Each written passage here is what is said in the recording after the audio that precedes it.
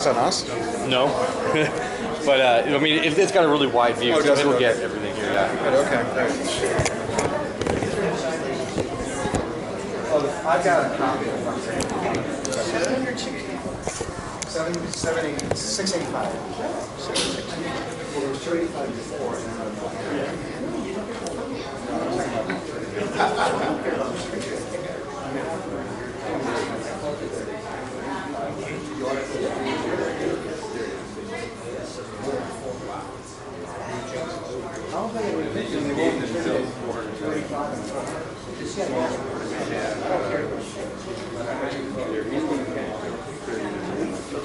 Oh, yeah, so you know what I spent around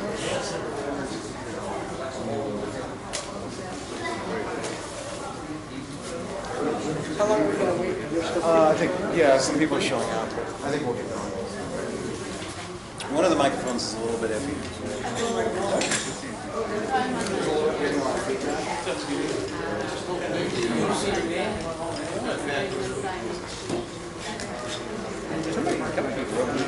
Hey, how are you? Thanks so much for it. I saw Kate. That's really good. No, absolutely. Thank you.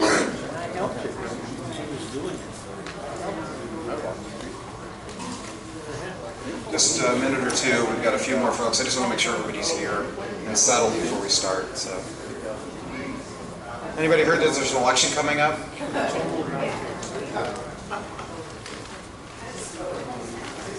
I have a question. Sure. Was all this remodeling of harbor and changing and getting bypass done before Central Cal or? Yeah. Okay. I They wondered tried if they to- were doing it for them. No, we were going to do it anyway. Oh. Sure a mess. I know. I wanted it on the other side of the street. It would be logical. I wanted a lot of You tried. I saw that. I got that in the mail. Did you get it today? This is the one we sent out. Oh, great. And it turned out actually pretty good. Did you get it? Where's the handout? Yeah. Yeah. Oh, yeah, I haven't got the bills yet. No, they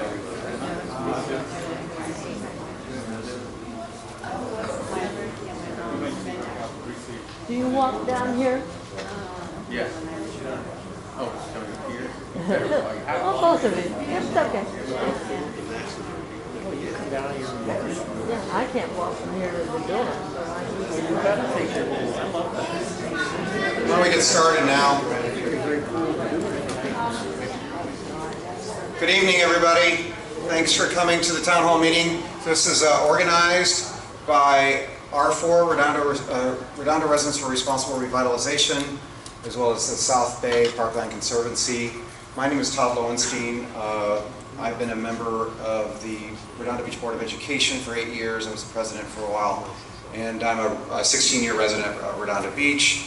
Tonight we're going to talk a little bit, we're going to really turn this over to you. Any of you that have come to our previous informational meetings, we've had presentations.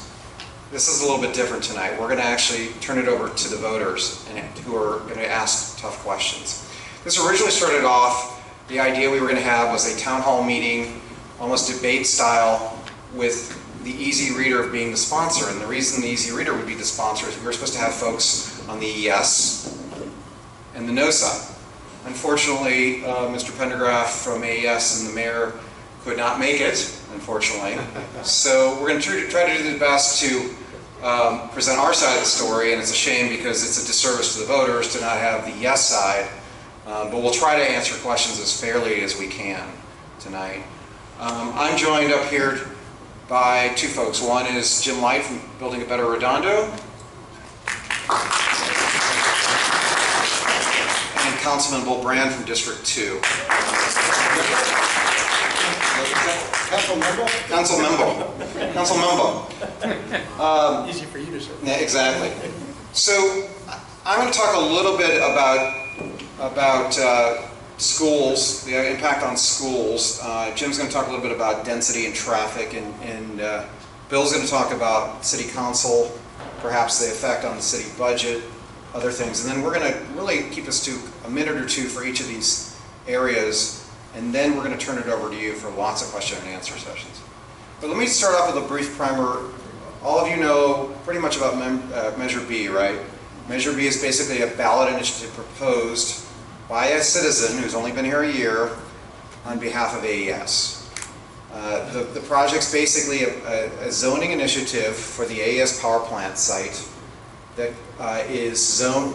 They want to zone the area residential and commercial. The residential portion will be about 85 single-family homes, 80 townhouses, detached townhouses, and 435 condominiums, with perhaps affordable housing bonuses jumping up to more than another 25% more condos.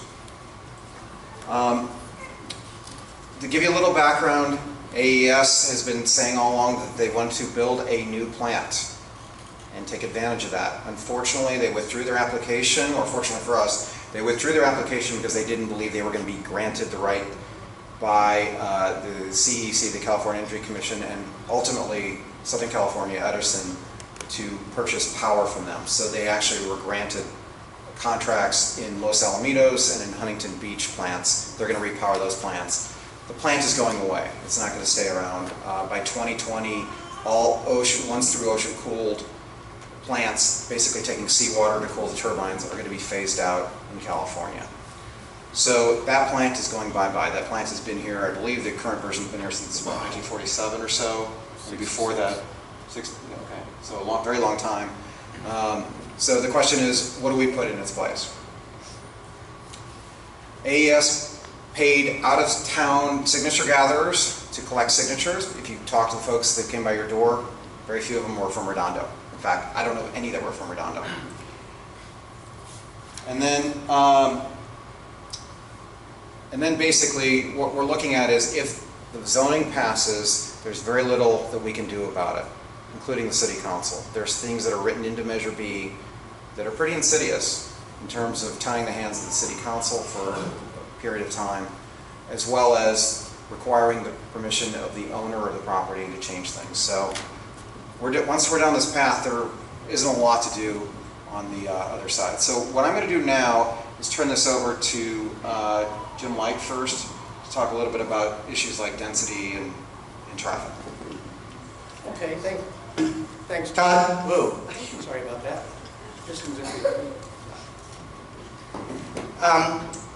The density of this thing, as you heard Todd say, is a lot of housing. It's actually 82% of the development by square footage is housing, and over 60% of that is high-density condos, 4 stories high.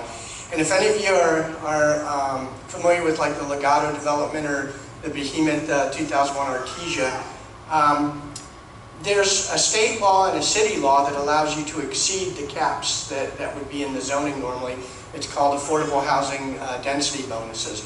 So for setting aside a relatively small percentage of those units to be affordable housing, they get a minimum of a 25% kick in how many residential units they can build, and up to 50%, depending on how much they set aside. It also lets them waive the parking rules, so they can put in fewer parking spots than would normally be required, and it allows them to violate things like height limits. So even though they're saying all of Harbor Drive would be lined by 4-story condos, 435 4-story condos, it would actually be able to go up well over 500 condos and over 5 stories high. So you go from 45 feet to over 60 feet high. And that's all that is allowed along Harbor Drive. Other than the hotel, the only thing allowed along Harbor Drive is these 4-story condos with commercial in the ground floor. The commercial is shockingly low. It's only 6% of the development, and the hotel takes up the rest of the development, about 12%. So it's pretty appalling from if you've studied city planning and things like that. Usually you try to balance your residential with your commercial, because residential is a net loser for the city. And in this case, we're upside down. And so that's why this thing's going to be a giant sink for city services and things like that. They won't cover the costs of the city services. Now, AES has bought and paid for and delivered their own fiscal analysis, and they call it independent, but surprise, surprise, it came out net positive. but only by $1.6 million. And I'll let Bill talk to that a little bit more. Sticking to the density, if you take their lower numbers, the 600 units, the density over that property would be about 1.5 times the density the rest of Redondo. It would be over 17,000 people per square mile, where the rest of Redondo is 11,000 people per square mile. So that gives you an idea of how much they're packing into this 50-acre property. And if we compare to Hermosa, Hermosa's 13,000 people per square mile. If they use the density bonuses at just 25%, that 17,000 people per square mile jumps to 20,000 people per square mile. And all those people are going to generate traffic. So using these tables called ITE, trip generation tables, it's the National Standard Institute of Transportation Engineers. If you do the raw numbers, it comes out to over 11,000 car trips per day during the week and over 12,000 during the weekend. And if you know PCH in this area, it's currently rated a level of service F, which is the worst rating you can get. It means the roadway is over capacity.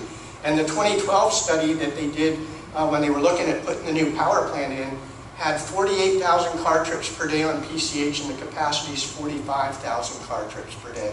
So adding this 10,000 plus car trips per day is going to be a significant impact to all of us who drive and commute in the area.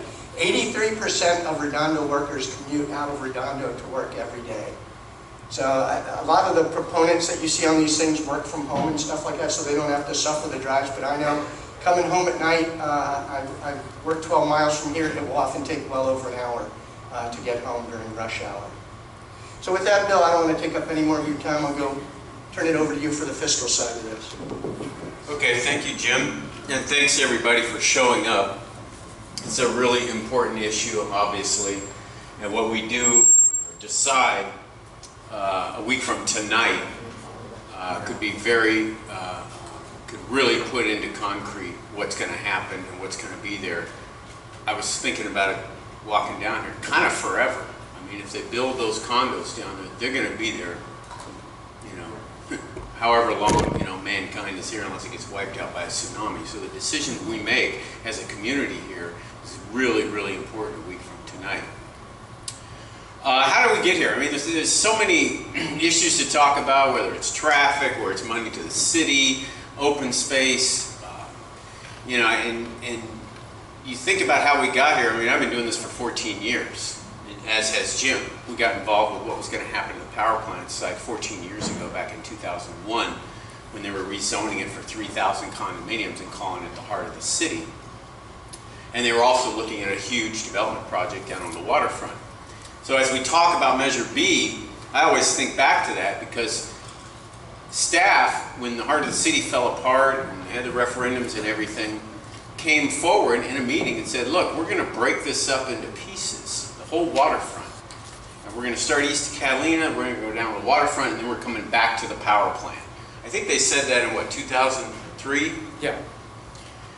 Well, here we are, right? They did it east of Catalina, lickety-split. That's when we did Measure DD, which I won't go into, but some of you know what I'm talking about. Then they went out to the waterfront, and now we've got the Center Cal development plan moving forward, which is a more than doubling of development west of Harbor Drive.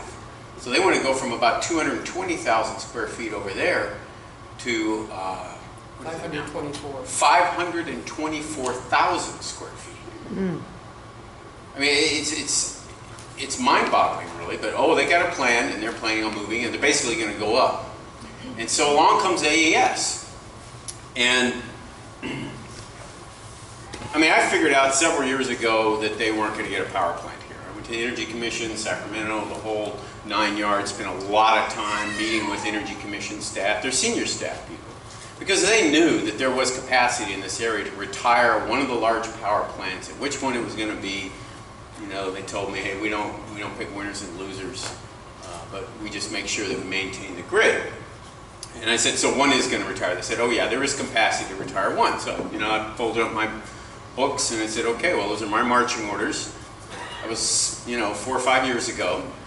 And ultimately what happened, Todd was close, but not quite right. Basically what happened was the PUC, which governs long-term energy production contracts in California, if a plant that is trying to rebuild can't get a long-term contract, they're not going to build the plant. Okay? They can get a permit to construct from the Energy Commission. We've learned that the Energy Commission, they basically ignored much of what the city was concerned about, and they were moving forward, and they were ultimately going to try to mitigate the impacts, but they were going to give them a permit to construct. What AES figured out they were not going to get was a long-term contract. And when they, up until that point, they were planning on building a little 12-acre power plant. How many of you remember the renderings where AES had a 12-acre power plant and then they showed all grass on the other 38 acres? Anybody remember that? Yeah, well, that wasn't that long ago. Okay, that was like a little over a year ago. And what happened, right? They just vanished. They disappeared. They said they wanted to work with the community on the other 38 acres. Nothing. Boom. Just went cold. Until last summer, they came out and they said, oh, guess what? We've got a plan, and there isn't a power plant in it, and here it is. And why did they do that? Ultimately, it's just about money for them. They figured out they weren't going to get a power plant, and they figured out they didn't want to come and meet with the residents or the council. They said, you know what, we can do an initiative just like those guys did on Measure A. We'll do our own initiative. And we'll write our own zoning.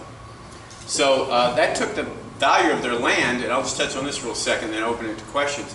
Back in 2003, when they did their own appraisal of their land, when they were arguing with the State Board of Equalization on how much the land was worth, because they didn't want to pay a lot because, you know, taxes and everything, they came up with a value of $25 million for their land. That's after full remediation. It even had a residential component on it for about 25 acres of it.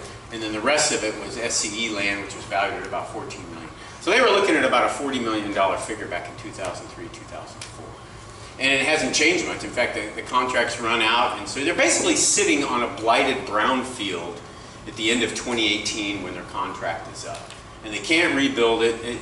Okay, so AES is sitting on a blighted brownfield when their contract is up at the end of 2018, zoned for public utility and parks. And that's what determines the value of the land.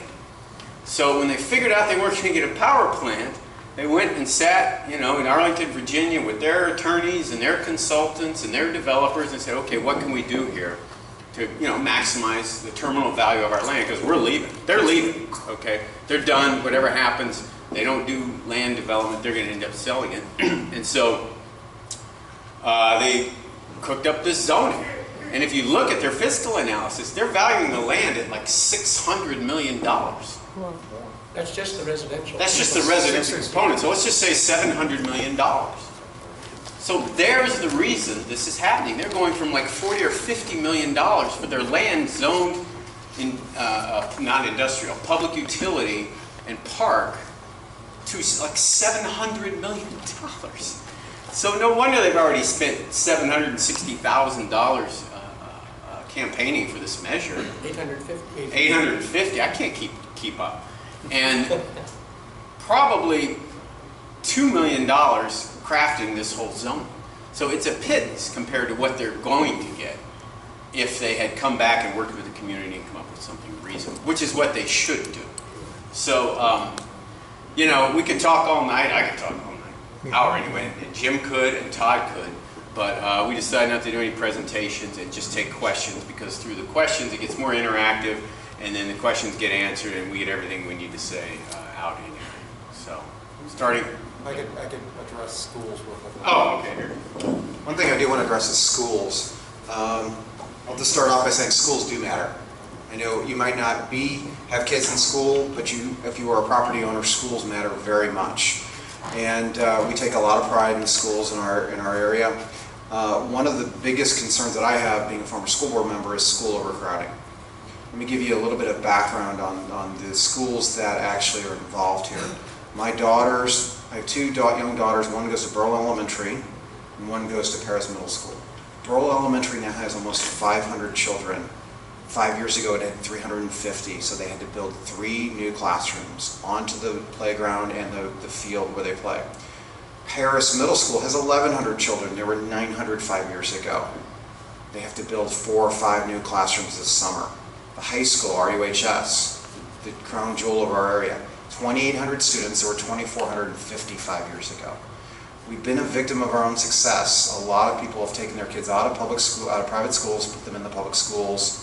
These are not permit kids so much anymore. This is the first year that Redondo Union and Paris Middle School are not taking kids from out of the city other than Hermosa, which is actually they're obligated to do. So AES is coming in forward and saying, well, we got $4 million to put towards schools. That's one-time money. So if we're lucky, we'll get a bunch of classrooms out of that, but probably not. And B, how do you deal with the annual operating expenses of running schools? More teachers, more custodians, more school aides, more cafeteria workers for that many kids. You can't do it. It's physically not possible. You can't build a new school for 3 different age groups, and AES is not coming forward and being quite frankly honest about how you're going to deal with this. I talked to somebody today who was definitely yes on B.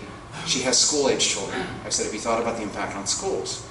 She said, no. I go, you need to think about that. After the conversation, she's like, well, really good points. I hadn't thought about that. We need to think about things like this. These are details that if you're planning, you need to look forward to and plan for, not just assume that a developer will take care of it like they say they'll do with traffic. This is really serious stuff that can seriously damage our community. And as Bill had mentioned, we pulled the Form 460s. These are the reporting forms for campaign finance. AES has spent $850,000 on this as of Valentine's Day. They're still running commercials. They still have a billboard. Of that $850,000, guess how much was spent on line item in Redondo? $263. The rest went to consultants outside of Redondo. This is not a company that looks out for the community. This is a company that looks out for its own interest. If they really cared about their community, they'd be spending more money with Redondo Beach companies and not taking them to Sacramento or other places, FedEx and Memphis and all these other places that are line item. Take a look at that. You can pull it at the city clerk. Take a look at what they're spending money on. You don't see any Redondo Beach businesses in there. Trust me, take a look at that. So, we've pretty much said our piece. We want to now open it up to the floor and answer questions. So, you might want to start with, well actually, why don't we give a microphone out to folks as well too, because I think that would help. Or we can just repeat the question. Yeah, that's just fine. repeat the question. Sure. Sir? Just a quick question on your school issue. Sure. Does the state or the city lose money on every additional student? Okay. The question is regarding schools. Does the state or actually the city lose money on schools? No. The city is actually separate completely from the Unified School District. The city, the schools do not receive money as far as property taxes go. The way it works is, it is a complicated formula. When your property taxes go up to Sacramento, they come back in the form of funding for our schools based on the number of children that attend our schools. So why is that important? Because if you have 600 condominiums or 500 condominiums and only 150 of them have students in them, you're only getting money for those 150 condos and students. So the 350 don't get money. And so property taxes are not exactly how it works. It's based on a complicated formula that's based on school attendance. So again, only if you have students attending do we get money. Does that answer your question? No, so are you saying if on the one hand, if we only have 150 as opposed to 300, Okay. that it would be better or worse for you? I'm unclear. Well, obviously the school district loves money, but there's a certain point where operating expenses are too expensive to accommodate those. So for example, if you have more students, you also have more expenses as well too. You've got classroom expenses, you've got, like I mentioned, teachers and everything else that's involved. You've got benefits to pay and salaries to pay. So the more students you have, the more expenses you have as well too. And you lack space. Let me give you an example. The elementary schools were thinking about doing full-day kindergarten. Why couldn't they do it? Because there was no space, and there was not enough space in the schools to accommodate something like that. So it's a space issue, it's a crowding issue. A lot of the 3rd through 5th grade schools have 35 children in each classroom right now. Can you imagine what it's going to be like when you have 600 residences? That's going to be pretty tough to deal with. It's a space limitation issue. So. Thank you. How come our mayor is all for it? I want to know why the mayor is for the mayor. I think that's a question for Bill Brand. Steve Aspel's never seen a development plan for King Harbor that he didn't like. Whether it was the heart of the city, or the big zoning you see down here going on with, or the big Center Cal project and the zoning that led up to this, or Measure B, whatever it is, he's very pro-development. Yeah, I mean, but you really should ask him why he is for so much development. And he, you know, I remember when they were passing the Measure G zoning back in 2008, right? That allows all this development that's going on, that's planned for down there. He said, traffic is traffic no matter what you have. And write that down. Listen to the tape over and over again. So he's just very pro-development, doesn't care about traffic, doesn't live down here, and he just, you know, thinks it's going to be great. But you should ask him that question. Paul. AES has published their drawings and plans for what they plan to develop in the area, what the power plant is. But let's say, should Measure B pass, is there anything to prevent them from selling their property to someone else who might have other ideas using the parameters that have been outlined by AES, or even trying to change them? Well, AES has basically signaled that they're going to sell their land once this measure, let's say Measure B passes. Their contract runs to the end of 2018, and I don't know that Eric Pendergrass just flat out said we're going to sell it, but he certainly has signaled that that's what they're going to do. And it makes perfect sense, and they've said several times that they don't do land development. So if somebody's going to buy it, they're going to see the zoning, they're going to buy it based on that zoning. They're going to value it based on that zoning. So they're not going to come in having paid $600–700 million for something, say, oh, let's build something smaller and make less money. No, they got to get their money back. So that's why you always see developers maxing out the density, even trying to push it higher by using an affordable housing density bonus, for example. Does that answer your question? Yeah. Peter? Yeah, I'd like Jim to talk about the open space in the present plan that they have. He didn't mention that in his speech. Sure. He asked about open space that's in the plan. They've been very deceptive on that. Right now, what's the required open space is 6 acres of perimeter paths and walkways. So there's a 25-foot path down Hirondo. There's a 35-foot wide esplanade along Harbor Drive, which is essentially what is there today, if you account for the grass that you can walk your dogs on in front of the power plant. And then they do extend the green belt behind the whole development, which I don't know how they're going to police because it's wedged between the back walls of the housing and the tech center and the mini storage. So it's going to be this narrow corridor without any ways for the police or anybody to patrol it.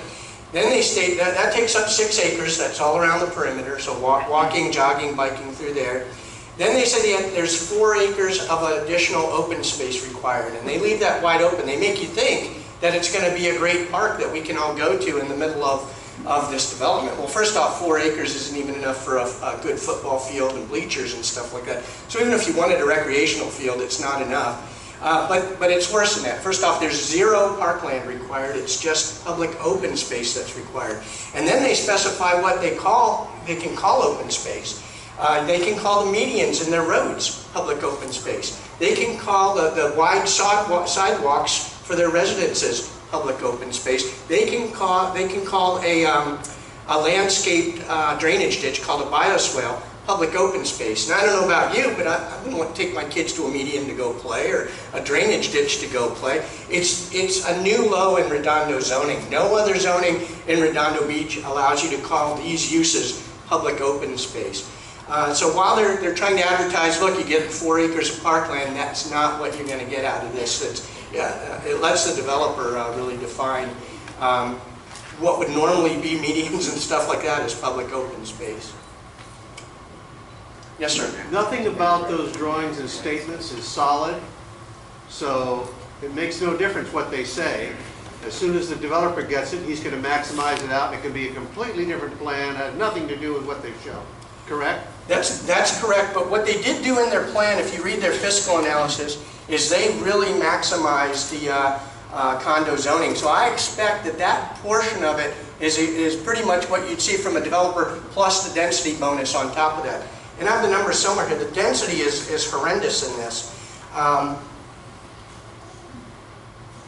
let's see, they have 25,000 square feet of restaurant, 60,000 square feet of retail, 166,000 of hotel, and 1.1 million square feet of residential development. That's why it's 82% of the development. Of course, developers make more on residential than they do on commercial. So they're going to maximize that and minimize the other. They're going to minimize the open space to make their residential more sellable. And any open space that's going to be there isn't going to be accessible by you and I. It's going to be for the people who buy those residential units. So did I answer your question? Thank you. Sir? Okay, in the back. Don? So basically, the whole front page article from the Easy Reader where Aspel and Petrograph said, don't worry, it's just zoning, and we don't have to worry about it, it's just zoning, and that's not what's necessarily going to be built there, and that, you know, the council and everybody will have their input on what's being built there. That's basically not true, right? Well, no, and zoning is critical. For anybody to say it's just zoning, they don't have to say it's just money. And what's unique about this initiative, what's unique about this initiative is you go to section 13 and it has a clause in there that prevents the council from making significant changes unless there's a 4/5 vote in agreement by the property owner. And see, that goes right to the value of the land, because any developer's going to come in and say, you know, I'm going to have to agree to any changes. Okay, this is great. So there went the value of that. And really, if you read it closer, it even says even if they make changes, it really can't deviate much from what the existing zoning is. So the zoning is huge. When you hear things like, oh, it's just zoning, you know, it's, yeah, we'll fix the traffic. My favorite line is traffic is not to be feared, it's to be managed. You can't manage, you know, another, if you take the 10,000 from the Measure B and you look at the Center Cal project, you're looking at like 30 to 50,000 more car trips a day in King Harbor. You can't manage that, right? When you got Beryl coming down and then you got Hondo, which is going down to one lane because of the bike path that they're doing now.